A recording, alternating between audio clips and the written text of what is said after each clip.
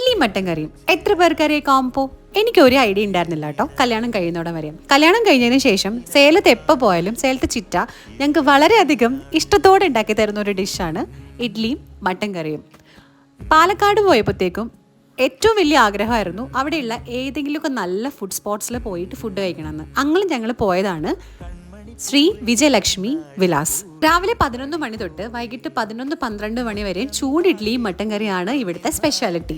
ഇഡ്ലിയുടെ പൊക്കത്തേക്ക് mutton കറി ഒഴിച്ചിട്ട് ഒരു 2-3 second wait ചെയ്തതിന് ശേഷം ആ വെള്ള ചട്നിയും കറിയും ഇഡ്ലിയും കൂടി കഴിച്ചാൽ ഗംഭീരായി.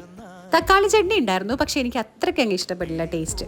പിന്നെ ഒരു ചായയും കൂടെ ആയാലോ, അടിപൊളി. നല്ല സോഫ്റ്റ് ആയിട്ട് നന്നായിട്ട് വെന്തിട്ടാണ് ഇവിടെ മട്ടൻ സെർവ് ചെയ്യുന്നത്. പാലക്കാട് ടൗണിൽ തന്നെയാണ് ഈ ഒരു ഷോപ്പ് വരുന്നത്. ഷോപ്പിന് ഓപ്പോസിറ്റ് ഒരു ചെറിയ പാർക്കിംഗ് സ്പേസ് ഉണ്ട്. അത് അവരുടെ ആണോന്ന് അത്ര ക്ലിയർ അല്ല.